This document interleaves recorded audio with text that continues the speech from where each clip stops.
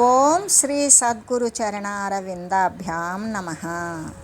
ఓం శ్రీ గణేశ శారదా సద్గురు మంగళమూర్తిభ్యో నమః. ఓం నమో భగవతే వేదవ్యాసాయ నమః.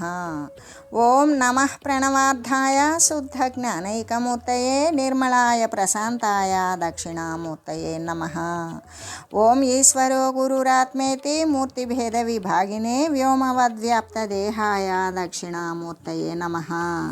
శ్రీ గురుగీత తృతీయోధ్యాయము. అయితే స్నానము చేయడం చేత ఏమవుతుంది? బాహ్యమలము మాత్రమే పోతుంది. తిరిగి మళ్ళీ కూడా మరుసటి దినం స్నానం ఆచరించవలసిందే. ఈ విధంగా స్నానము నిత్యము చేయాలి. ప్రతిరోజు చేసినప్పుడు మాత్రమే శరీరానికి అంటినటువంటి బాహ్యమలమంతా పోతుంది. అంటే జ్ఞానముతో నిండిపోయినది, అమృతమయమే అయినటువంటిది శ్రీ గురుగీత జలమునందు ఒక్కసారి గనక స్నానం చేసినట్లయితే తిరిగి మళ్ళీ కూడా ఈ మాయామాలిన్యము అనేటువంటిది ఎప్పటికీ అంటదు. అది ఒక్కసారి చేస్తే చాలు. కాబట్టి శ్రీ గురుగీత తత్వమైన స్వస్వరూపాన్ని మరవకుండా ఉండేవాడు అవడమ చేత నిత్యము కూడా తత్వస్నానము అంటే తత్వ విచారణము అనేది చేసిన వాడే అవుతూ ఉన్నాడు.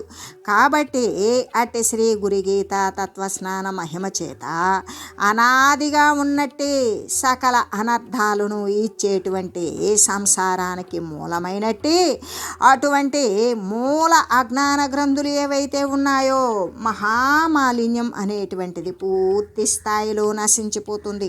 అందువలన అవిద్యా కార్యములైనటువంటి ఏ అష్టపాశాలు అయితే అష్టమదాలు ఉన్నవో కుల బలాదులు అనబడేటువంటి అవన్నీ కూడా శమించిపోతాయి. ఈ విధంగా వివేకి అయినటువంటి వాడు శ్రీ గురుగీత తత్వస్వరూపుడే అవుతూ ఉన్నాడు. స్నానమాచరించడం అంటే ఏంటి? పూర్తిగా మునగడం అనే కదా అర్థం.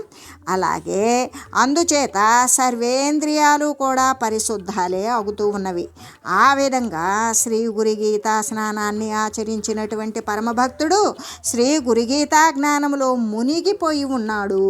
అందువల్ల వాని యొక్క బాహ్యమునందు కానీ అభ్యంతరమునందు కానీ సర్వేంద్రియాలు కూడా మరి ఆ తత్వజ్ఞానముతో తడిసి ప్రసన్నములే అవుతూ ఉన్నవి, పూర్తి జ్ఞానమయములే అవుతూ ఉన్నవి అని శ్రీ గురుతత్వాన్ని తెలిసినటువంటి పరమభక్తుడు ఎల్లవేళలా కూడా సదా సర్వకాల సర్వావస్థల యందు శ్రీ గురుగీత గంగా నదిలో నిత్యము స్నానం చేయువాడు అవడము చేత వాడు నిర్మలుడై ఉంటున్నాడు. ఎటువంటి నిర్మలత్వం? పరమ మాలిన్యరహితమై పరమ నిర్మలుడై ఉంటూ ఉన్నాడని తెలియజేస్తూ, అంతేకాదు ఈ యొక్క ఎట్లా అంటే సత్తై ఉన్నది, సర్వానికి కూడా సత్తయే ఉన్నది. జగత్తంతా కూడా బ్రహ్మ విస్ఫూర్జితమే. కాబట్టి అసత్తైనటువంటి జగద్రూపమున పరబ్రహ్మమును తెలుసుకొని ఇక్కడ సత్తునందు అసత్తునందు కూడా ఉండేటువంటిది పరబ్రహ్మ వస్తువు తప్ప రెండో వస్తువుకు అవకాశం లేదు అసలు. ఆ విధంగా తెలుసుకొని అంటే సర్వేక సమస్తము కూడా మొత్తము పరబ్రహ్మము తప్ప మరొకటి లేదు. మంచి యందు చెడు యందు, మరి ఉష్ణమునందు శీతలమునందు, కష్టమునందు సుఖమునందు, దుఃఖమునందు లాభమునందు, ఈ విధంగా సర్వేక సమస్తము కూడా ఎల్లవేళలా సత్తునందు అసత్తునందు కూడా ఉండేటువంటిది పరబ్రహ్మతత్వము తప్ప మరొక రెండవ వస్తువుకి అవకాశం లేదని. కాబట్టి అసత్ రూపంలో ఏ జగత్ అయితే గాంచుతూ ఉన్నామో ఇక్కడ జగత్తు అనేటువంటిది ఏంటి అంటే అనేక ఉపాధులు వచ్చిపోతూ ఉండేటువంటిది ఏదైతే ఉంటుందో అదే జగత్తు. జాయతే లీయతే ఇది జగత్తు అంటే జనించి చచ్చేటువంటిది. ఏ విధంగా ఉన్నది అంటే అటువంటి శరీరాదులు కోకొల్లలుగా వస్తూ మళ్ళీ అలాగే నశించిపోతూ మళ్ళీ ఉత్పన్నమవుతూ మళ్ళీ వినాశమవుతూ ఈ విధంగా జరిగేటువంటిదే కదా జగత్తు. ఈ రూపంలో ఉన్నటువంటిది ఏంటి అంటే ఆ బ్రహ్మమే. అక్కడ పుట్టేవాడుగా చచ్చేవాడుగా ఈ శరీరాలేంటి? బ్రహ్మమే. అసద్వస్తు రూపం ఏంటి? బ్రహ్మమే. సద్వస్తు రూపమేంటి? బ్రహ్మమే. శాస్త్రాలు బ్రహ్మమే, చర అచరాదులు బ్రహ్మమే, స్థావర జంగమాదులు బ్రహ్మమే. సర్వేక సమస్తమైనటువంటి సర్వరూపులు, సర్వ ఎడల, సర్వకాలాల యందు, సర్వ వస్తువుల యందు, సర్వ ప్రదేశాల యందు కూడా ఆ ఒక్క పరమాత్మ వస్తువే, ఆ పరబ్రహ్మమే తప్ప మరొక వస్తువుకు అవకాశం లేనే లేదు. అందుకనే సర్వము కూడా, ఈ జగత్తు కూడా పరబ్రహ్మమే అని తెలుసుకున్నప్పుడు అదంతా అఖండ స్వరూపమైపోతుంది, ఏకవారాశి అయిపోతుంది, ఏకరస మాత్రమే అయిపోతుంది. అటువంటి అఖండ స్వరూపి అయి పరిపూర్ణుడగు బ్రహ్మజ్ఞాని మాత్రమే సర్వము కూడా పరబ్రహ్మ వస్తువు కంటే మిగిలింది, భిన్నమైనది వేరొకటి లేదు అని తెలిసినటువంటి వాడు అప్పుడు వాని యొక్క శరీరము, ఆలోచించే భావము, తెలివి అన్నీ కూడా బ్రహ్మమే. వానికి మరొక మనిషి, మరొక జీవరాశి మరొకటి ఉండదు. సర్వేక సమస్తము కూడా రకరక పలుకుల, రకరక రూపుల సదయ ప్రధానాత్మ ఆ పరబ్రహ్మ వస్తువు తప్ప మరొకటి లేదు. ఎన్ని కోటాను కోట్ల రూపాలలో, కోటాను కోట్ల వాతావరణాలలో, కోటాను కోట్ల వివిధ రకాల భిన్న పరిస్థితుల్లో ఉండేటువంటిది సర్వేక సమస్తము ఏకరసమాత్రమైన పరబ్రహ్మ వస్తువే అనేటువంటి జ్ఞానం ఎవరికైతే ఉంటుందో వాడు అఖండ స్వరూపుడే అవుతాడు, పరిపూర్ణుడవుతాడు. వాడిని వాడు కూడా ఏమీ తెలుసుకోలేకుండా పరిపూర్ణత్వాన్ని పొందుతాడు. అటువంటి బ్రహ్మజ్ఞానమునందు పరిడి విల్లేటువంటి వాడు ఏమవుతాడు? ప్రత్యక్ష పరమాత్మ అయిన శ్రీ సద్గురుదేవుడు. ఎందుకు?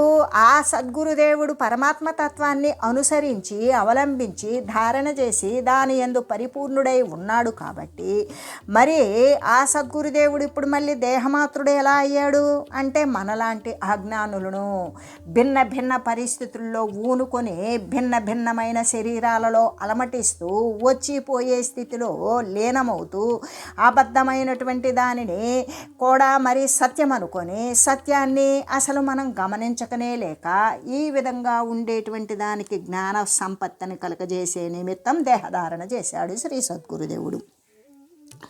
కాబట్టి ఆ మహాత్ముడు ఎవరైతే దేహధారణ చేసి జ్ఞానోత్పన్నం గావించి ప్రతి ఒక్కరిని నమ్మి భక్తితో విశ్వసించి ఆ యొక్క సంసార ఆర్తిని పొంది దాని నుండి తప్పించుకొని పరమాత్మ వైపు పరుగులెత్తేటువంటి వానికి చేయూతగా నిలిచి వానికి జ్ఞానాన్ని అందించి ఆరూపకంగా వాణ్ణి పరబ్రహ్మతత్వాన్ని పొందింపజేసేటువంటి దేహధారణ గావించిన వాడు శ్రీ సద్గురుమూర్తి. అటువంటి సద్గురుమూర్తి ఎక్కడైతే ఆ మహాత్ముడు కాలు పెడతాడో ఆ ప్రదేశాలన్నీ కూడా మహాతీర్థాలైనవి. అందుకే కదా ఇప్పుడు మనకు పుణ్యక్షేత్రాలు, పుణ్యతీర్థాలు అని అంటే, పుణ్యక్షేత్రాలు అంటే ఆ దేవీ దేవతల యొక్క విగ్రహాలు పెట్టడం. మరి అక్కడ అనేక మంది ఆ విగ్రహాలు దగ్గర అంటే సాక్షాత్తు నిజతత్వాన్ని పట్టుకోలేనప్పుడు దాని ప్రతీకగా, దాని గుర్తుగా కొన్ని విషయాలను కల్పించి ఆ విధంగా ప్రసన్నంగా, ప్రశాంతంగా ఉండడం కోసం ఒక ప్రదేశాన్ని ఏర్పాటు చేసి మహనీయులు చేసినటువంటి ఈ క్రియ ఇప్పుడు కేవలం గుళ్ళుకే సరిపోయింది. కానీ ఆనాడు అంటే అజ్ఞాన సమ్మిళితంతో ఉండి శరీరాల యొక్క రాకపోకలు తీసుకొని అదే సత్యమని భావించేటువంటి అజ్ఞానులకి వారి యొక్క అజ్ఞానం ఒకంత ఉపశమించాలి అని వారి యొక్క జ్ఞానం అనేటువంటిది కొంతైనా మేల్కోవాలి. నిద్రావస్థ నుండి, నిద్రావస్థలో మాంద్యంతో, బుద్ధి మాంద్యంతో ఉన్నటువంటి వాని యొక్క బుద్ధి జాగృతం చేయాలి అని అటువంటి విషయాలు మహనీయులు, ఋష్యాదులు, యతులు వీరు ప్రారంభించినటువంటి పని ఈరోజు ఏ విధంగా అయింది? ఒక్కొక్క గ్రామానికి 20-30 దేవాలయాలు. ఈ దేవాలయాలకి ప్రయోజనం ఏంటి అంటే ఆ దేవాలయాలలో ఉన్నటువంటి దేవీ దేవతలను ఆశ్రయించి వరాలు కోరుకోవటం, నాకేదన్నా నువ్విస్తే నేను నీకు ఇదిగో ఈ కొబ్బరికాయ కొడతాను అంతా కూడా ఏంటి అంటే వీని యొక్క జీవనం గడవడానికి దేవీ దేవతలతో కూడా వ్యాపార సరళి. ఆ వ్యాపార సరళితోటే నేను నీకు జుట్టిస్తాను, నా ఒంటి మీద ఉన్న నగలన్నీ ఇస్తాను, నేను ఏ ఇడుములలో ఏ కష్టాలలో పడి ఉన్నానో ఆ కష్టాలన్నీ తీర్చండి. ఈ విధంగా వ్యాపారం అంటే నేను ఇది ఇస్తా, నువ్వు అది ఇవ్వు, నువ్వే అది ఇస్తే నేను ఇది ఇస్తా అని వ్యాపార సరళిలో ఉన్నటువంటి స్థితికి అంటే ఆ జ్ఞానాన్ని ఉద్ధరించడానికి మహనీయులు చేసినటువంటి ప్రయత్నం ఆ జ్ఞానం ఇంకా తీవ్ర స్థితికి చేరింది. తనను గురించి తను విచారించుకునేటువంటి వారు లేరా అంటే ఉన్నారు. మహనీయుడు ఒక్కడైనా వేలాది మంది అజ్ఞానులను ఉద్ధరించగలడు. అటువంటి వారు వ్రేళ్ల మీద లెక్క పెడుతూ వాళ్ళు ఎలా అంటే పటాటోపాలతోటి బాహ్యమైన ఆడంబరాలతోటి బయటకి జగత్తులోకి వచ్చి వాళ్ళు తనను తాను ప్రకటించుకొని వాళ్ళు కీర్తి పొందాలి అని చూసేటువంటి వారు కాదు. వాళ్ళు రహస్య ప్రదేశాలలో ఉంటారు లేదా జనసామాన్యంలో ఉంటారు. ఆ జనసామాన్యంలో కూడా వారి యొక్క ఉనికి తెలియబడకుండానే ప్రసన్న చిత్తంతో సర్వకాలాల యందు సర్వక్రియలు చేస్తూ తనదైనటువంటి ఆత్మరతిని బయటికి ప్రకటించనివ్వకుండా తనకు తానే ఆత్మానందాన్ని పొందేటువంటి తనను ఆశ్రయించిన వారికి కూడా అటువంటి సూక్ష్మమైన రహస్యమైన మరి జగత్ సంబంధానికి వ్యతిరేకించేది కాదు కదా. ఎందుకు అక్కడ ఉండేటువంటిది పరబ్రహ్మ స్వరూపం. అదే జగత్తులో ఉండి కూడా మళ్ళీ జగత్తులోకి రాకుండా ఉండేటువంటి విషయాలను అనుసరిస్తూ తనను ఆశ్రయించిన వారిని అనుకరింపజేస్తాడు. ఈ విధంగా చేసేటువంటి మహనీయులు అక్కడక్కడ ఉన్నారు కాబట్టే అందుకే ఎప్పుడైతే ధర్మానికి గ్లాని జరుగుతుందో ఆ ధర్మాన్ని ఉద్ధరించడానికి యదా యదా హి ధర్మస్య గ్లానిర్భవతి భారత అభ్యుత్థానమ ధర్మస్య తనను తాను సృజించుకొని తన శరీరాన్ని గురువు రూపంలోనూ మహనీయుల రూపంలోనూ లేదా సమాజాన్ని ఉద్ధరించేటువంటి సోషల్ రిఫార్మర్స్ రూపంలోనూ ఏదో ఒక మంచి రూపంలో ఉండి ప్రజలకు సేవ చేసేటువంటి వారు ఉన్నారు. కానీ చాలా తక్కువ మంది ఉన్నారు. అదే ఎక్కువ సంఖ్య అయితే ప్రజా సంక్షేమంతో పాటు ప్రజలు కూడా జ్ఞానవంతులు అవుతారు. జ్ఞానవంతులు అంటే ఇప్పుడు మనకు అవసరమైన జ్ఞానం ఏంటి అంటే శరీరాన్ని పోషించుకునే నిమిత్తం సంపాదించేటువంటి జ్ఞానమే ఆ విద్యా జ్ఞానం అనుకుంటాం. ఒక్క శరీరాన్ని పోషించడానికి అనేక శరీరాల యొక్క పాప కర్మను నశింపజేసి కర్మవాసన అనేటువంటిది శేషం లేకుండా తనను తాను ఉద్ధరించుకోగలిగినటువంటి జ్ఞానాన్ని సముపార్జించుకోవడం కోసం ఎవ్వడం ప్రయత్నించడం లేదు. ఈ యొక్క దాంట్లో చివరికి ఈ ఇహ సంబంధమైన విద్యను సాధించుకునేటప్పుడు కూడా ఒకరి డిగ్రీలు ఒకరు కాజేసుకోవడం, మరి తప్పుడు మార్గంలో ఉద్యోగాలు సంపాదించుకోవడం, లంచాలు పెట్టి ఉద్యోగాలు సంపాదించుకోవడం, వాడికి చేయబోయేటువంటి వృత్తి మీద వానికి ఎటువంటి జ్ఞానము లేకపోయినా ఒక అవగాహన లేకపోయినా దానిని కొనుక్కొని తప్పుడు మార్గంలో ఉండి వైద్య వృత్తిలో కూడా అనేక మంది ప్రాణం తీయడం, మరి వైద్య వృత్తిలో కూడా అనేకల యొక్క అవయవాలను కాజేయడం, ఈ విధంగా ఎక్కడ చూసినా కూడా నేర ప్రవృత్తితో పరిడివిల్లుతున్నది. అంటే కేవలం ఒక్క దేహానికి సంబంధించినటువంటి పోషణ సౌకర్యవంతంగా ఉండాలి అని, అందరికంటే తాను ధనంతో కీర్తితో గొప్పగా ఉండాలి అని భావించేటువంటి వాడే కానీ ప్రకృతి ధర్మంగా ఉత్పన్నమైనటువంటి ప్రతి శరీరాన్ని నా వంతు ధర్మంగా నేను ఎంత చేయగలను అనేటువంటి సేవాభావం అనేది పూర్తిగా నీరసించిపోయింది. అలా నిరసించకుండా ఉత్సాహవంతులే ఈనాటి యువకులు మహనీయుల యొక్క ప్రబోధాలు విని ఈనాటి యువకులు అంతో ఎంతో గొప్పగా మరి వర్ధకత్వంతో అభ్యుదయంతో కూడి ఎటువంటి చాటుమాటు వ్యవహారాలకు నేర ప్రవృత్తికి లోబడకుండా వారు సేవా ప్రవృత్తిలోనే మిగిలి ఉండేటువంటి జ్ఞానం అనేటువంటిది ఆసన్నమయ్యేటువంటి శుభ సమయం ఎప్పుడు తెంచుతుందో అప్పుడు అది యువకులలోనే రావాలి. ఆ యువకులే ఒక జగత్తుని తీర్చిదిద్దగలరు. ఎందుకు?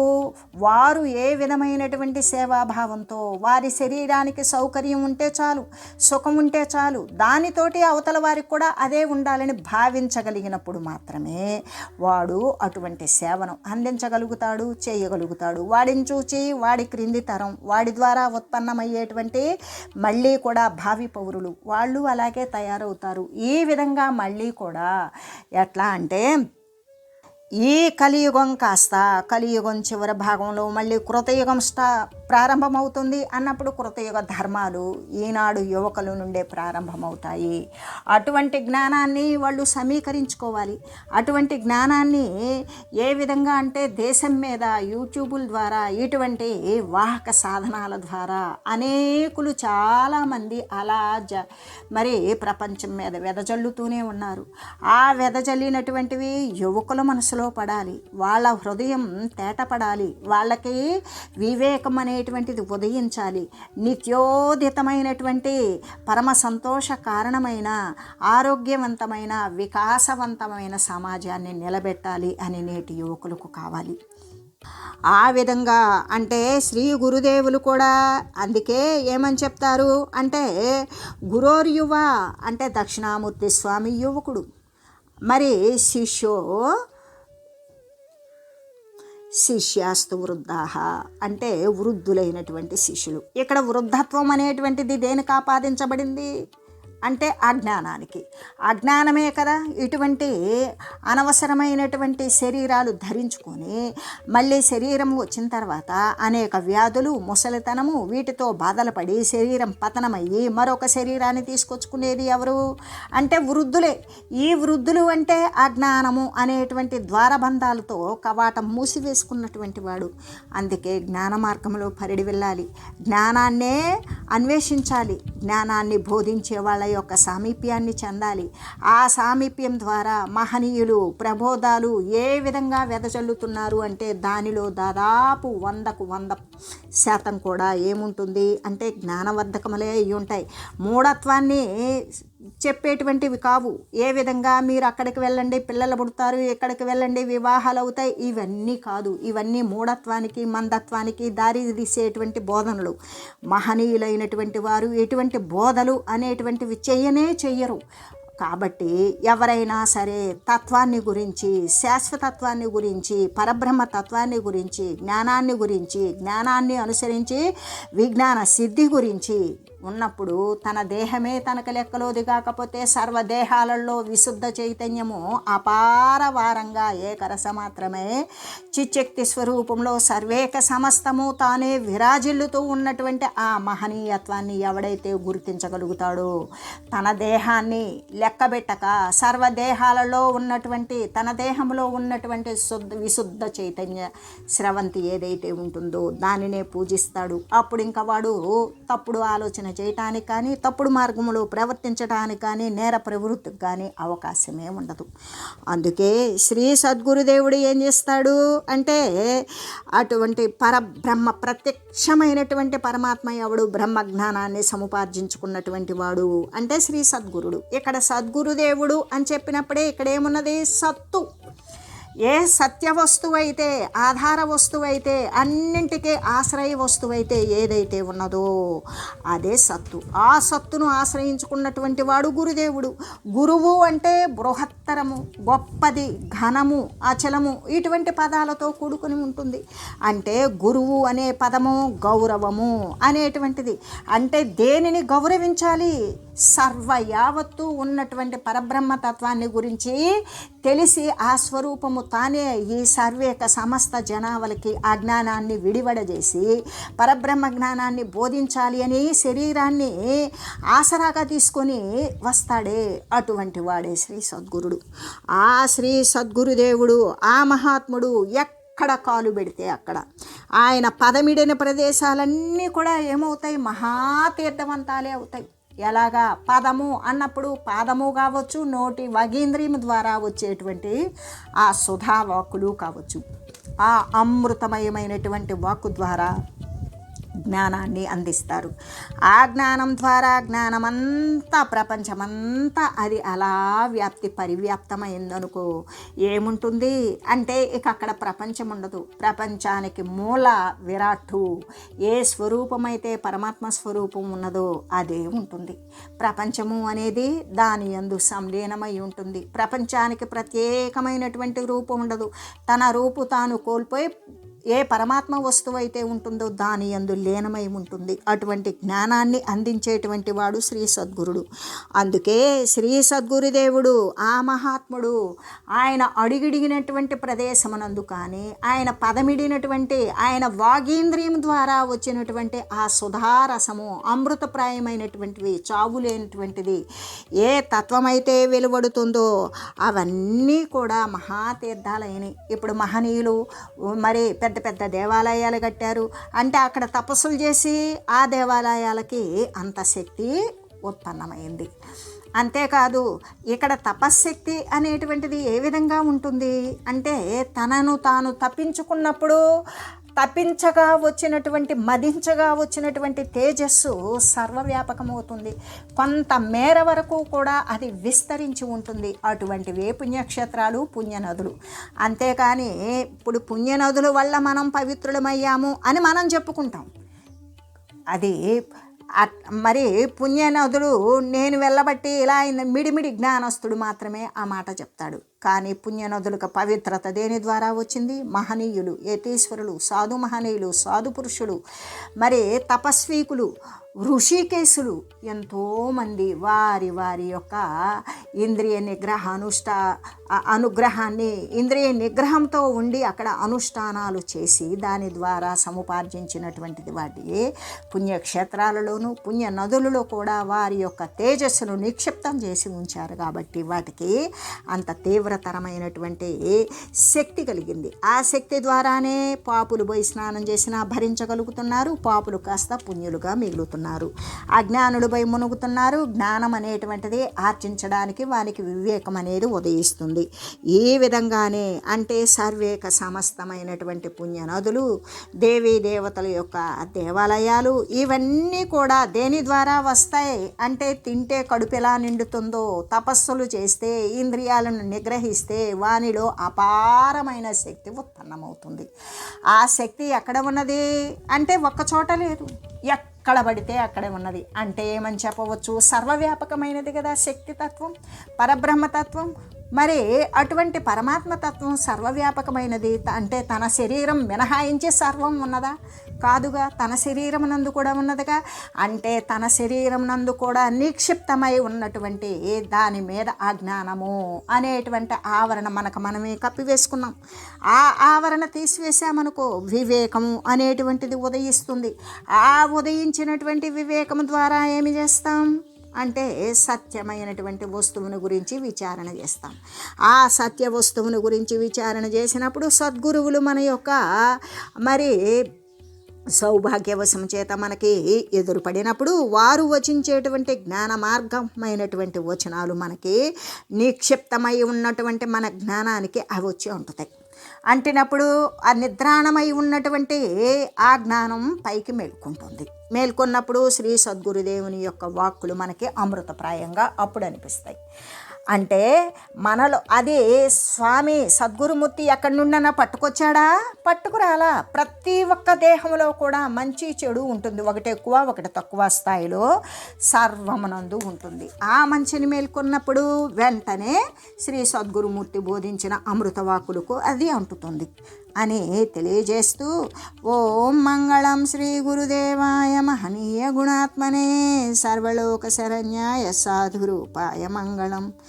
ఓం లోక సమస్త సుఖినో భవంతు. ఓం శ్రీ సద్గురు పరబ్రహ్మార్పణమస్తు. ఓం